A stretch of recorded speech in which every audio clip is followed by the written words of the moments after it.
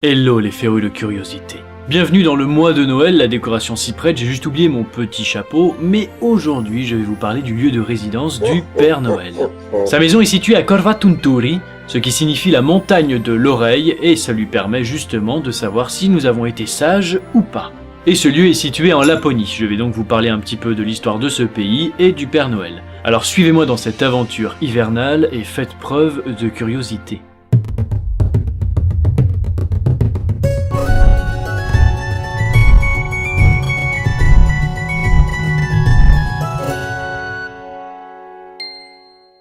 Vous vous en doutez peut-être, mais le Père Noël n'habite bien sûr pas au pôle Nord. C'est normal d'ailleurs, à moins qu'il n'aime la flotte, puisque le pôle Nord est situé en plein centre de l'océan Arctique. Et il n'y a évidemment pas de lopin de terre pour se poser. Bien sûr, il y a de la glace assez solide pour pouvoir être dessus, mais pas pour y bâtir une maison ou un village. Pour son village, du coup, il a préféré le construire en Laponie. Et c'est un très bon choix, c'est au nord de tous les pays de type Norvège ou Suède. Je vais donc vous parler des coutumes de ce pays, et je parlerai bien sûr du Papa Noël.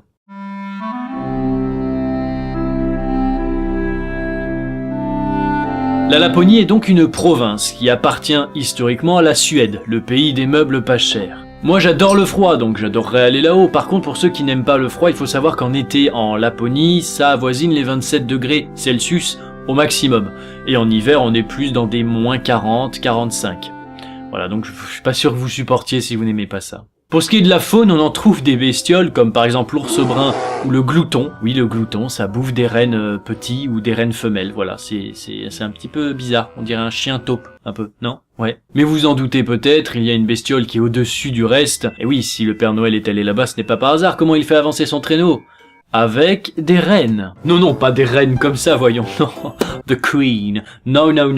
Des rennes comme celui-ci. Il y en a énormément, de l'ordre de 40 000. Il n'y a presque que de ça d'ailleurs. Pour ce qui est des habitants, on les appelle les Lapons en français, mais dans leur pays à eux, ça s'appelle les Samis. Il s'agit là d'un des plus grands groupes d'indigènes d'Europe. En tout cas, leur culture est très variée et très intéressante. Par exemple, avec les peaux de renne, ils se font des chaussures, avec la peau du tibia bien sûr, et comme vous le voyez, ça a l'air quand même super chaud. Ça doit bien tenir chaud aux pieds. Ils ont aussi un chant bien à eux, avec parfois quelques instruments, mais c'est en général a cappella. Je vous laisse écouter, c'est plutôt... ça donne envie de s'évader, quoi. Je vous laisse écouter, allez-y, tendez l'oreille.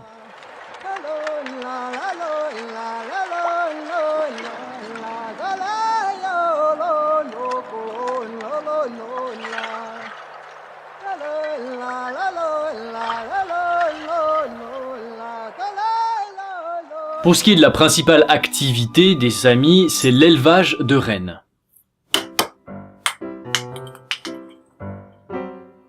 Et bien sûr, ce sont des rennes sauvages, à moitié en tout cas, et ce n'est pas bien difficile à nourrir puisqu'ils ne mangent quasiment que du lichen, c'est des champignons qu'on trouve sur les arbres. Ils sont donc élevés pour leur viande, qui paraît très tendre, mais je veux pas savoir, mais aussi pour leur fourrure, donc pour faire des vêtements et autres types du genre. Et ils utilisent même les os pour construire des ustensiles et peut-être manger avec ou chasser avec. Quant au Père Noël, c'est un petit peu moins gore quand même, il les utilise pour pousser son traîneau. Mais ils sont nourris, il n'y a pas de problème, n'ayez crainte. Vous vous doutez bien, avec tous les jouets qu'on commande à Noël depuis des années, il faut au moins 8 à 9 rennes pour tirer ce traîneau. La Laponie suédoise est très proche du nord magnétique, du coup c'est un lieu complètement de prédilection si vous voulez y apercevoir des aurores boréales. Vous pouvez aller les voir, ça commence à peu près vers fin septembre, début octobre et ça traîne jusqu'à mars-avril. Donc si vous aimez les aurores boréales, chose tout à fait normale, vous devriez y aller. Parlons maintenant du Père Noël qui tient son nom de la main de George Sand. Est-ce que vous connaissez le nom des reines du Père Noël ? Parce qu'il y en a 9 quand même, c'est pas facile à retenir. Je vais vous les dicter mais vous les notez, pour pas les oublier. C'est pourtant très simple, nous avons Fringant, Comète, Cupidon, Tornade, Danseur, Furie, Rodolphe, Éclair et Tonnerre. Voilà, je tire. Ah, vous voulez que je leur dise ? C'est très simple, il y a Fringant, Comète, Cupidon, Tornade, Danseur, Furie, Rodolphe, Éclair et Tonnerre. Enfin voilà, bon, vous les avez notés ? J'espère. Rodolphe, en tout cas, il a été engagé plus tard, c'est celui qui a son nez rouge qui permet au Père Noël de ne pas se perdre dans le brouillard qu'il peut y avoir la nuit de Noël. Parlons un peu de technique. Vous savez quand même que le Père Noël, pour faire les cadeaux, il n'est pas seul. Et heureusement, car ce serait presque impossible. Il est accompagné de lutins, des petits êtres farceurs, malins, plutôt espiègles, voyez, mais tellement sympas, et ils font des jouets en un temps record. Du coup, il s'attelle assez rapidement pour que de la nuit du 24 au 25 décembre, le Père Noël puisse livrer tous ses cadeaux par toutes les cheminées du monde entier. C'est pas très évident de passer par une cheminée, mais ne vous inquiétez pas, si elle est trop étroite ou que vous n'en avez tout simplement pas, le Père Noël trouvera un moyen de vous livrer les cadeaux, n'ayez crainte. C'est donc en Laponie, de l'autre côté de cette ligne du cercle polaire, que vous entrez dans le village du Père Noël. C'est ici que vous pourrez visiter sa poste, son bureau, son atelier et plein d'autres belles choses. Surtout sa poste, car il est fun de savoir qu'il reçoit près de 17 millions de lettres depuis 198 pays différents.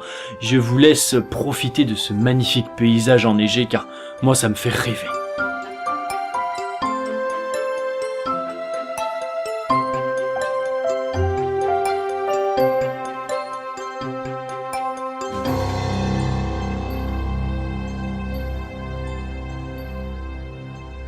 Je comprends que vous vouliez voir le Père Noël soit en train de faire son travail ou soit chez lui, et bien c'est désormais possible grâce à une webcam installée dans son bureau. Vous pouvez parfois l'apercevoir recevoir du monde et vous pouvez même aller le voir, mais ça fait un sacré chemin jusque là, mais il y a un avion qui atterrit quand même jusqu'en Laponie.